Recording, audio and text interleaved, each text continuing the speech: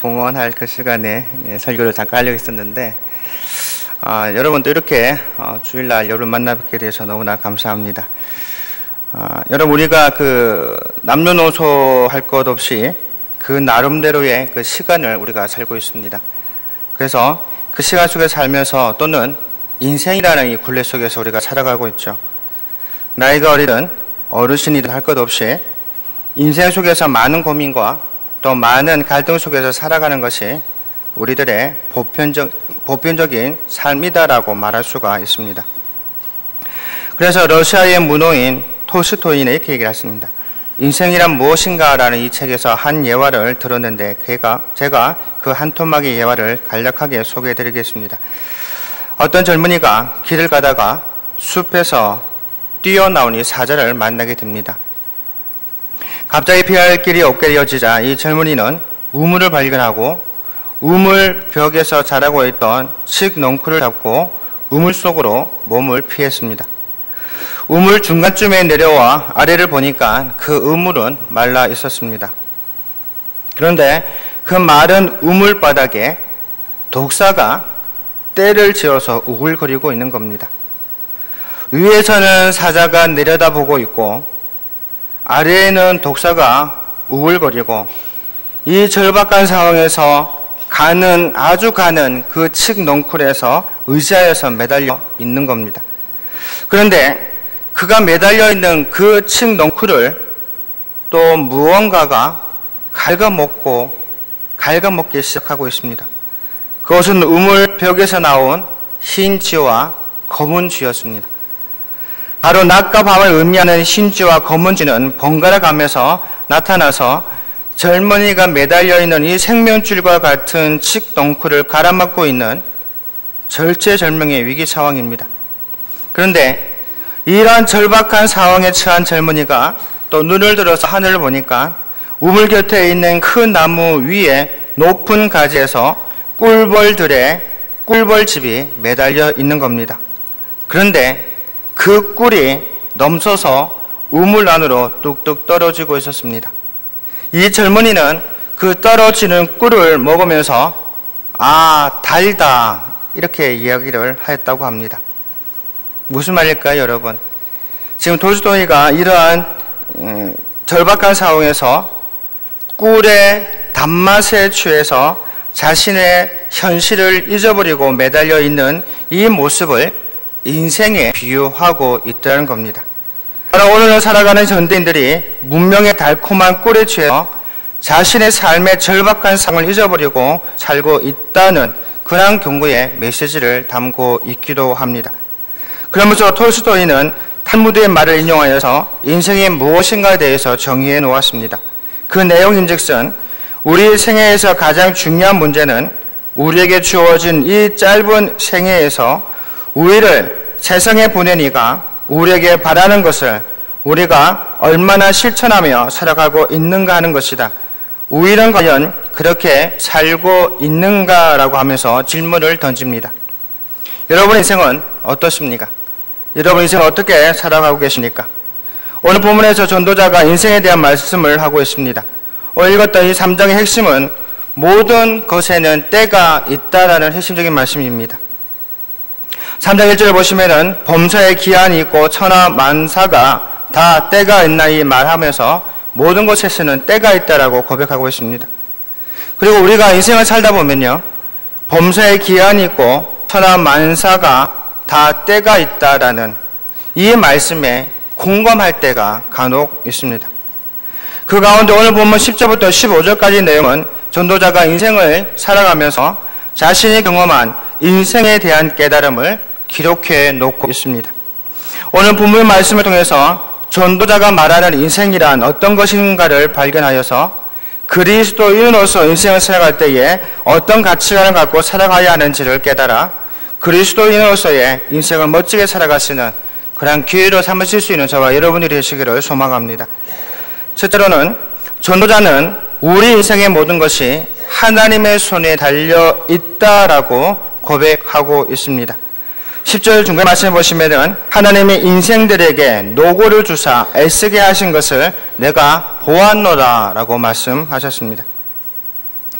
곧 전도자는 사람들이 살아가면서 겪는 인생의 여러 가지 일들에 대하여 노고라는 이 단어로 표현하고 있는 것을 볼 수 있습니다.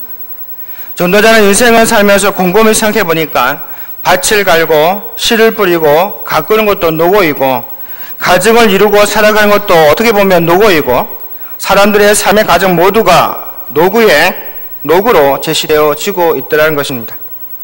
더불어 이러한 노고를 하나님께서 주신 것이므로 인간으로서는 피할 수 없음을 말하고 있습니다.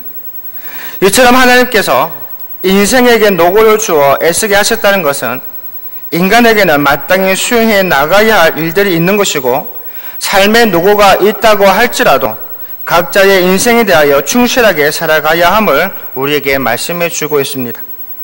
이렇듯 노고라는 이 단어는 어떻게 보면 부정적인 의미로 사용되었을 때가 있습니다.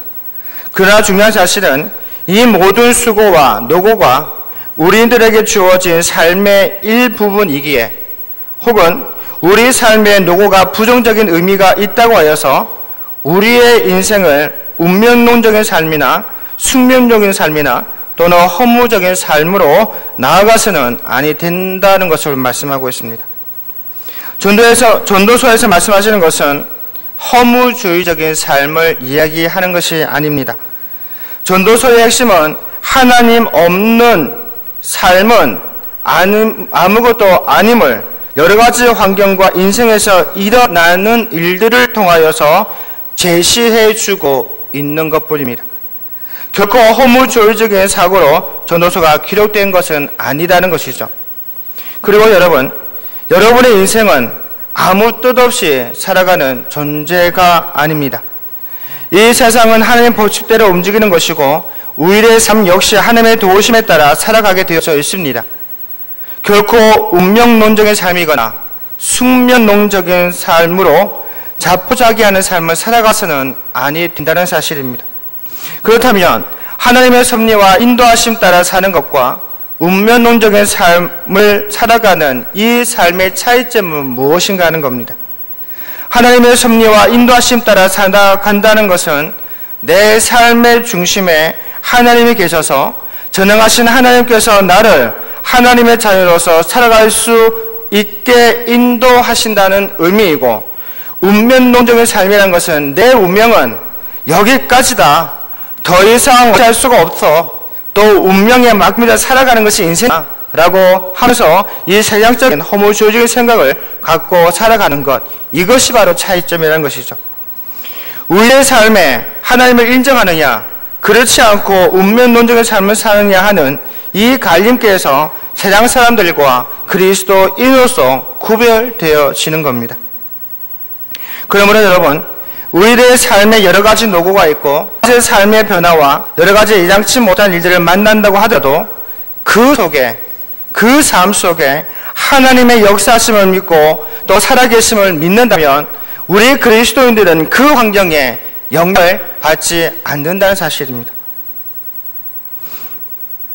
그러나 반대로 우리의 삶이 하나님의 인도하심 따라 움직인다고 믿지 않는다면 우리는 더 이상 희망을 가질 수가 없습니다. 여러분, 저와 여러분의 삶은 우연찮게 만들어지는 것이 아닙니다. 11절 초반절에서도 하나님이 모든 것을 지으시되 때를 따라 아름답게 하셨고라고 말씀하셨습니다. 하나님께서 모든 것을 따라 아름답게 만드셨습니다. 여러분을 아름답게 만드셨다는 이야기죠. 세상을 아름답게 만드셨다는 이야기입니다. 우리 옆에 있는 분을 한번 보시길 바랍니다. 참 아름다우시죠? 네. 내가 보는 기준과 하나님 보는 기준은 많이 다릅니다. 내가 봤을 때에 부족하고 연약한 모습이 할지라도 하나님께서는 우리 한 사람 한 사람 보실 때에 참 아름답게 보시고 참 예쁘게 보시는 겁니다. 그런데요, 이 아름다움이라는 이 표현 가운데는요, 아름다움이라는 그 자체를 말하는 것이기도 하지만은 또 다른 의미에서는 적합하다는 의미도 함께 포함하고 있습니다. 곧 하나님께서 우리의 삶 가운데서 우연찮게 되어지는 것이 아니라 하나님의 섭리 속에서 적합하게 우리들의 인생을 주관하고 계심을 말씀하고 있습니다. 여러분, 모든 것이 하나님의 손에 달려 있음을 믿으시기를 바랍니다. 우리의 삶에 적합하게 인도하실 하나님을 더욱더 바라보시며 사실 수 있기를 소망합니다. 그래서 잠언 3장 6절 말씀 보시면 말씀하시죠. 너는 범사의 그를 인정하라. 그리하면 내 길을 지도해 주시겠다. 이렇게 약속하셨습니다. 운명론은 내 인생이 고정되어 있어서 결코 바뀔 수 없다라는 전제 속에서 생활하게 되는 겁니다. 그런데 오늘 잠언 읽었다 우리 3장 6절 말씀을 뭐라고 말씀하시냐면은 너는 범사의 모든 것을 인정하라라고 말씀하고 있습니다. 하나님을 인정하면 그 모든 것들 가운데 하나님께서 인도해 주시고 적합하게 우리 삶 가운데 개입해 주시겠다라고 말씀하시는 겁니다. 어디로 가야 할지, 어떻게 살아야 할지, 무엇을 해야 할지, 어떤 위치에서 인생에 대한 삶을 살아가고야 하는지에 대해서 우리는 아무것도 알 수는 없지만은 전능하신 하나님께서 모든 것을 아시고 우리의 인생을 주관하시고 인도하시고 정말 적합하게 우리 삶 가운데 역사해 주시겠다라고 말씀하셨습니다.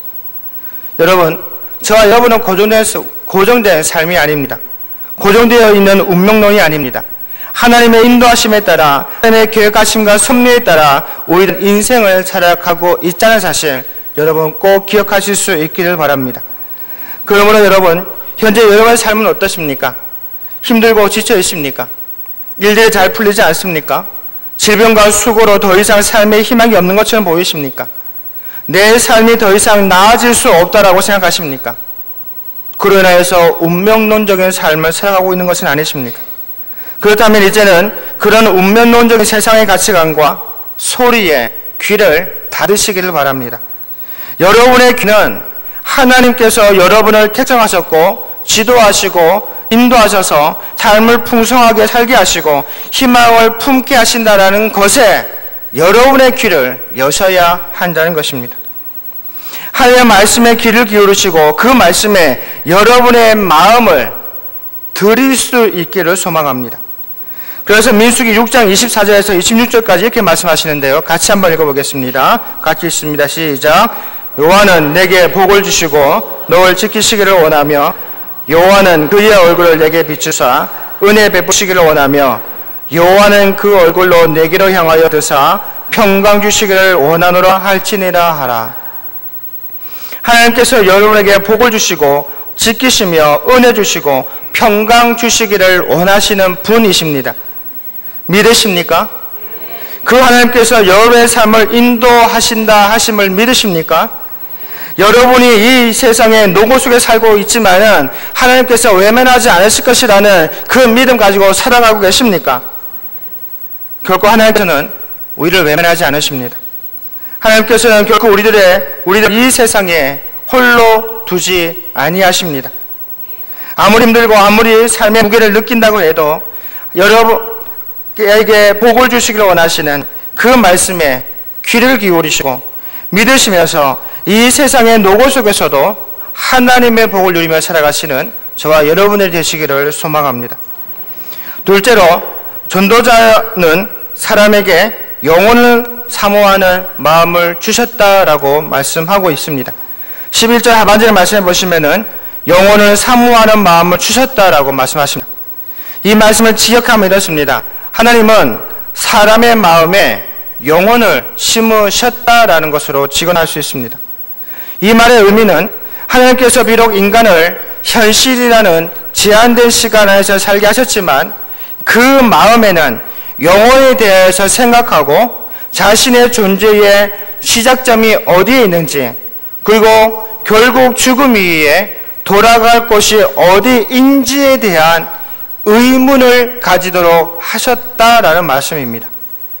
즉 이 세상의 모든 것을 가졌고 부귀 영화를 누리며 산다고 해도 채워지지 않는 어떤 영원한 것을 추구하는 마음을 우리에게 주셨다라고 말씀하시는 겁니다.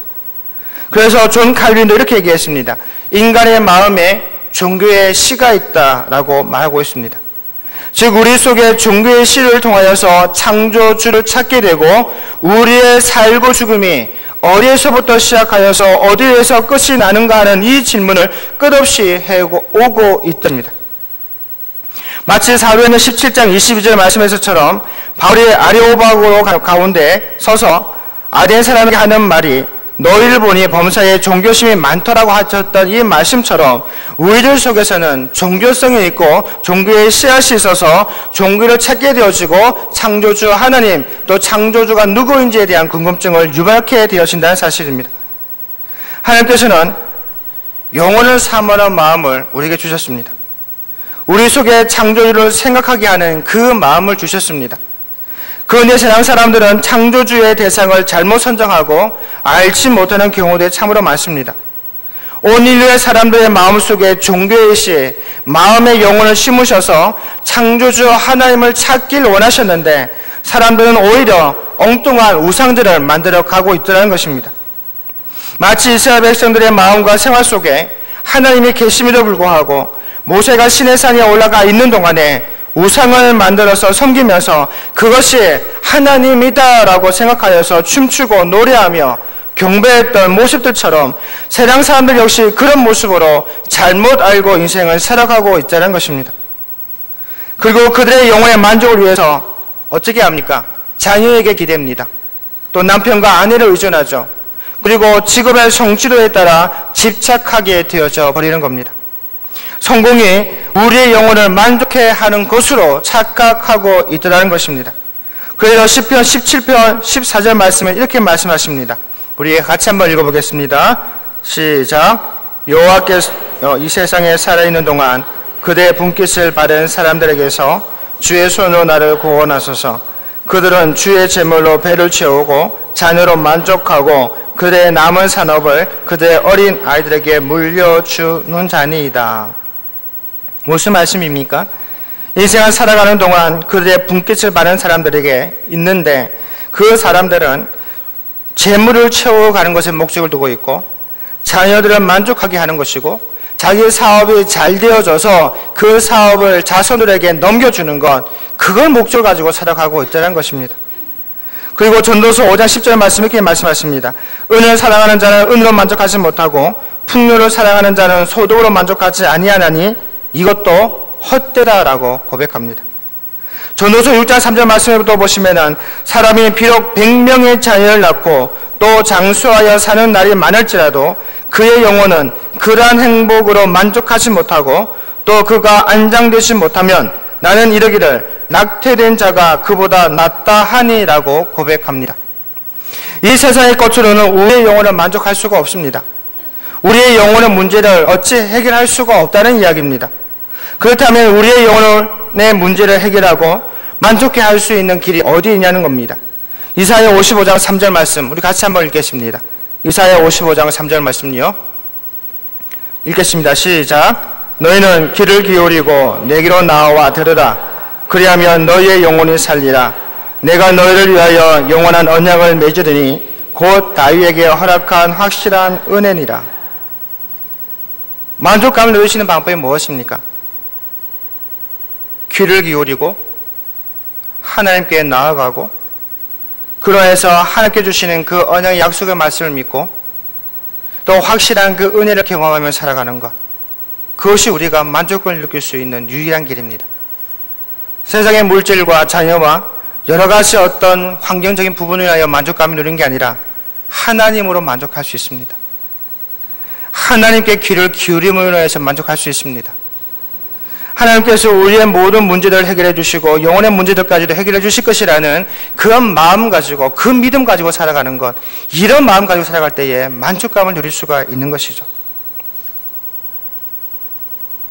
저와 여러분이 하나님의 말씀으로 돌아갈 수 있기를 소망합니다. 정말 하나님의 말씀에 귀를 기울이고 그 말씀 속에서 영적으로 채워주시는 그 하나님의 은혜를 정말 매일매일마다 경험하며 살아갈 수 있는 저와 여러분 될 수 있기를 소망합니다. 그런데 우리 하나님은 참 감사하신 분이고 참 인자하신 분이에요. 왜냐면요, 하나님께서는 우리에게 말씀하셨을 때에 여호와께 귀를 기울이고 그 여호와 위에서 살아가라고 말씀하셨을 때에 그것으로 그치시는 분이 아니셨습니다. 우리 하나님께서는 그렇게 살아가라고 말씀하시면서 그것에 따른 대가를 우리에게 주셨어요. 그게 바로 이사야 58장 11절 말씀입니다. 우리가 불렀던 찬송처럼 여호와가 너를 항상 인도하여 메마른 곳에서도 내 영혼을 만족해 하고 내 뼈를 견고하게 하시리니 너는 물된 동산 같겠고 물이 끊어지지 아니하는 샘 같을 것이다. 우리 하나님 이런 분이십니다. 자, 우리 하나님께서는 내게로 와서 귀를 기울여라. 그러면 내가 너를 인도하고 메마른 삶의 현장들 속에서도 내 영혼을 만족해 하고 내 뼈를 견고하게 하여서 내가 물된 동산같이 끊어지지 아니하는 샘으로 만들어서 여러분을 통하여 하나님의 살아계심을 나타내겠노라고 말씀하시는 그 하나님이 저와 여러분이 믿는 하나님인 줄 믿습니다. 이 말씀을 붙잡으시고 여러분의 영혼의 상태가 어떠한지를 분명히 인식하시고 혹 여러분의 영혼의 문제가 있고 삶의 문제가 있다라면 그로 인해서 만족감을 누리지 못하고 있더라면 다시 한번 하나님의 말씀에 귀를 기울이고 그 하나님의 말씀을 다시 펴서 그 말씀을 읽음을 통하여 주께서 주시는 그 영혼의 만족감을 누리며 살아가시는 저와 여러분들이 다 되실 수 있기를 주의 이름으로 축원합니다. 셋째로 하나님의 섭리를 우리 인간은 다 측량할 수 없음을 전도자는 이야기하였습니다. 11절 하반절 말씀해 보시면은 하나님이 하시는 일의 시종을 사람으로 측량할 수 없게 하셨다라고 말씀하십니다. 하나님이 영혼을 생각하는 마음을 인간의 마음에 두셨습니다. 그러나 인간은 하나님이 하시는 일의 단편들은 알 수 있을지 모르지만 우리 인생의 전체적인 흐름이나 하나님의 은밀한 섭리나 광대한 역사를 우리는 모두 알아낼 수가 없다는 이야기입니다. 사람이 아무리 많은 지식과 능력을 갖췄다고 해도 그 모든 것은 극히 제한된 것이고 절대자이시며 영원하신 능력을 지니신 하나님의 행사를 온전히 파악할 수 없음을 어떡하라고요? 인정하라라고 우리에게 말씀합니다. 그래서 욥기 17장 1절 말씀은 욥은 이렇게 고백합니다. 내가 하나님의 오묘하심을 어찌 능히 측량하며 적는 자를 어찌 능히 완전히 알겠느냐라고 고백합니다. 욥은 여러 가지 고난과 역경들 속에서 있을 때에 이 고백을 하게 됩니다. 무지하고 공간적으로 시간적으로 제약을 받고 사는 인간이 어찌 오묘하신 하나님의 계획하심과 섭리를 측량할 수가 있겠습니까? 우리는 눈앞에 있는 현실만을 보지만은 하나님께서는 우리 인생의 미래와 전체를 보시고 하나님의 뜻과 목적을 이루어 가시는 겁니다. 그 가운데에는 고난이 있을 수도 있습니다. 그 가운데에는 상처가 있을 수도 있습니다. 그 가운데에는 슬픔과 좌절과 실패가 있지만 그 모든 것을 통하여서 우리 인생을 다듬어 가시고 하나님의 사람으로서 성숙시켜 가시더라 겁니다. 우리 인생은 내가 사는 것이 아닙니다. 하나님께서 나를 세상에서 살아가게끔 하시는 겁니다. 그렇기 때문에 저와 여러분은 하나님의 뜻에 맞추며 살아가야 하는 것입니다. 하나님의 뜻이 어디 있는지 우리는 다 알 수는 없지만은 하나님의 뜻을 알기 위해서 우리는 기도를 빠뜨려서는 아니 됩니다. 여러분 예레미야 33장 3절 뭐라고 말씀하셨습니까? 우리가 너무 잘 아시는 말씀이죠. 너는 내게 부르짖으라 내가 내게 응답하겠고